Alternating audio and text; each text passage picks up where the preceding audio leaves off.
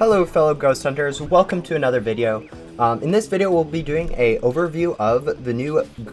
Remnant world that has recently been added to Ghost Simulator, and doing a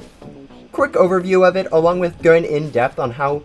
a lot of the features added in this update will impact the future of Ghost Simulator. And since a lot of people have been kind of looking at this update and thinking of how small it looks, I'm just going to be sharing a lot of my thoughts on how this area will actually be huge once a lot of it, rest of it comes out. Because I don't think many people actually understand the true hugeness of this update when it comes to the future of Ghost Simulator. Now, when it comes to this update, there are about 5 big features and then a lot of small ones that are just going to be new to the game itself. And a lot of these, I don't think players really understand just what they mean for long term.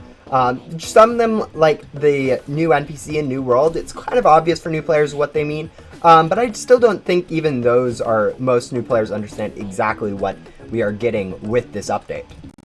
Now, the first thing that we will start with on this update is the new area itself. The new Remnant world has one new antenna upgrade and is very similarly structured to the back door and main hub. In the first area, you guys can probably see the paths that look very similar to how the backdoor swamp, and also just the general layout with the first antenna upgrade just feels super similar to the first area. Along with that,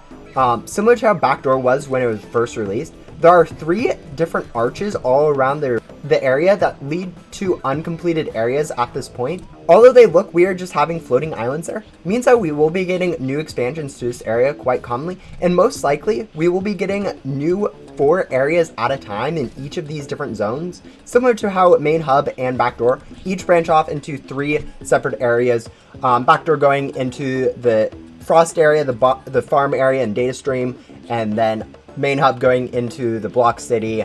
the Wild West, and the beach. So we should be getting a whole lot of new areas just in the Remnant world itself. These may take a few updates to come out,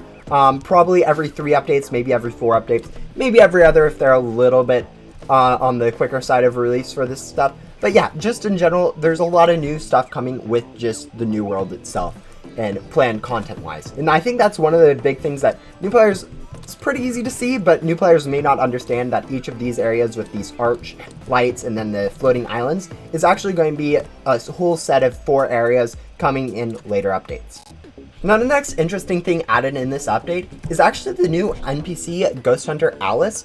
which is a new NPC that gives actually quite a bit of lore. She isn't quite a new NPC since she actually has occurred a few times. She is the green girl that's spotted around quite a bit when you do rebirth. She is actually the rebirth NPC themselves, the question mark person that allows you to rebirth in the first place. And she's also appeared in during one of the events as a party exclamation mark NPC. And just confirmation that she is Alice, which is a lot of people in the community have been suspecting, will open up a lot of the lore things that we are expecting to come in this update, including Joker, and then she also mentions 2 more NPCs that are likely going to be coming out too, which is going to be Phantom, which is more of a secretive NPC that we got hinted at in her lore, and then also Spades, which will probably be more of a leaderish type that will be coming out at some point too. This NPC brings a lot of lore and actually gives quite a bit of indications as to what is going to be going on in the lore of Ghost Simulator as Remnant World unfolds, and really is definitely showing that Ghost Simulator isn't done with its lore, because a lot of people don't really care about the lore, but it is still definitely interesting to see this coming out itself. The biggest thing that probably most people are excited about for this new area is actually the new crafting station. Which me going into does lag the game quite a bit, but it is definitely interesting for new players to be able to go grab these, find the recipes for them, figure out the recipes, and then actually get like some special boards and pets from all of them. This is actually one of the places where I think people are more hyped and also less hyped than what they should be. I feel like right now people see crafting like, oh, super good, and like right now it's not super good. I mean, some of the crafting recipes, like, they don't provide really anything useful, because the stats of them aren't super useful, and like honestly no one cares about like a specific pet or board at this point in the game. But the big thing about them that I don't think people realize is that it's actually going to be super good for the future, because this system, this crafting station, is going to be super easy for them to improve later, and they are definitely going to be adding new recipes to this area as the game progresses. And even if they just add like one crafting recipe and update, which isn't actually too hard for them to do, I can already think of like 5 or 6 new crafting recipes that they can add just like this to the game without much thought. They can really easily in like 3 months have a dozen plus crafting recipes, which players will just be able to just have a sense of progression to try to work for them and just try to get their way into the game. This crafting recipe I think will be a really cool if they make it that way. Unfortunately, I don't think crafting is like as good as people think it is right now. As I said, I don't think it is going to be something that players are going to care too much about, just because like stat wise, the stat progression in Ghost Simulator, which is really the main thing that people care about when it comes to new pets and new boards. Obviously don't bring new stats, but like when it comes to new items, people mainly care about the stat progression. And there hasn't really been a stat progression in Ghost Simulator soon, but they can always add pets in there that are helpful stat-wise, so it'll be interesting to see how that plays out in the future. The next, and my favorite part of the update, is this new gum machine that it gives you enchanted gums for items that you turn in. Right now, this machine is pretty useless because all we have is these little ghosts that only drop 2 items base of the item, which is only up to a maximum of 20 per drop, which isn't enough to convert for too much gum, since you do need 50 for 1 gum currently. But as I said earlier, this new Remnant zone will be getting expansions in each of these zones, which will each include some more ghosts for people to collect items from. And each of those ghosts will probably have increasing amounts of rates for their items to gum ratio, which will just help make that gum machine better. And the fact that it provides better gum with a 5 times multiplier base for most stuff and a lucky gum multiplier of 3.25 will just be really good for endgame people, since they will be able to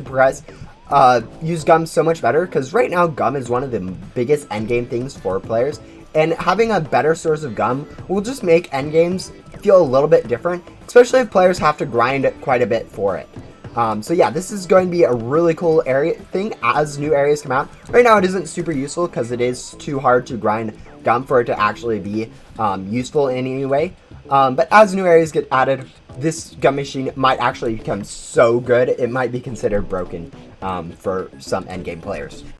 Now, the last big thing that was actually added in this update really isn't a new feature, but is the continuation of an old feature, and it is the new vacuums and packs that you can buy from the shop in the new area. And although these new packs and vacs aren't super useful for the Remnant area itself, it does indicate that we will be getting some growth on the vacuum and pack. And seen as new areas get released, and the ghosts in here will generally be probably upgrade up to way higher than we have in other areas for pack and vacuum sets. Now this is a really good one for as the areas use this old system. It will allow boss grinding, since you always instantly fill up your pack and pack when you defeat a boss. It'll make boss grinding in Ghost World and Main Hub super good for endgame people, just because they will be able to get currently only 25% more pack space, which is 25% more currency. But as they start adding like 4, 5, 10 new vacuums, which will probably be what ends up happening with the new areas that they're adding, these will end up becoming like a double, quadruple, 8 times maybe even increase to the amount of currencies you get from boss grinding, which is just an insane amount for Main Hub and Ghost World grinding, and I feel like might get some nerfs in the future depending on whether or not Ghost Sim devs actually see this video and realize the problem, which honestly, if no one says anything, they probably will not realize this will make boss grinding so overpowered in Ghost World and Main Hub. And with this change, this also makes Ectobit Tycoon, the one for backdoor currency, a little bit less useful, and makes the tycoons for Main Hub, Ecto Token, and Souls tycoons actually super useful, because the chance of them being upgraded to better is just going to be an insane amount of change. So with that is going to be like one of the biggest parts of it. Of course, the new ghosts that they'll be adding with the more health will obviously add a new wave to grind. But another thing this will also change is going to be the daily leaderboard. Daily leaderboard and global leaderboard are a little bit faster to progress on, because we do have a little bit more space to get a little bit more ectoplasm per boss. And just a lot of changes like that will be coming up in the future with reusing the packs and vacs. There might be some problems, and it might become overpowered to be using these new packs and vacs in Ghost World and Main Hub. But yeah, those are the 5 big things that were introduced in this update. There are a few other smaller ones that I'll be covering pretty in short detail, but those are the main ones that you guys should really be looking at and paying attention for the future of Ghost Simulator. Now, one of the small things that has been improved is going to be this new Remnant coin that we have, which is a new currency. And this new currency isn't actually going to be super useful right now, but later on it will be interesting because they will be adding a gem machine, I'm sure, for this at some point in the future. It will probably be around 6 months from now when they actually have this full area completed, but at some point it will be a new source of gems. It'll be interesting to see if it's very much better or worse than the other currencies. But also it'll be interesting to see if they do anything different with this currency, because currently the currencies are pretty easy to get and pretty much follow the standard progression. But if they could always end up using these Remnant coins to buy like different crates or some other new mysterious thing, so it'll be interesting to see what they do with the new currency. Another thing that was interesting is going to be that as the areas unlock, they will be adding new NPCs to each area, and generally speaking, when they do have the main hub and backdoor, each of the 3 different sections with the 4 areas each usually has an NPC dedicated to those 4 areas that usually gives you a perk, and it'll be interesting to see what perks these NPCs give. And since these will be rebirth proof NPCs, which means they won't reset on a rebirth, it'll be interesting to see how those NPCs give perks that will interact with rebirths and interact by just endgame people by either making grinding so much easier or giving just a little bit new sense of progression to Ghost Simulator. But yeah, there's a whole lot of new things that the future of Ghost Simulator is actually looking very interesting for Ghost Simulator, just because there are so much new directions that Ghost Sim devs can take this update, and just a whole lot of features that they can just subtly improve on to make the game a whole lot better, or in general. But with that, I think that is all that this new Remnant world has to offer, or at least what I am seeing from this new Remnant world. If you guys have other things that you have noticed in this new Remnant world and you would like to share, please let me know, because right now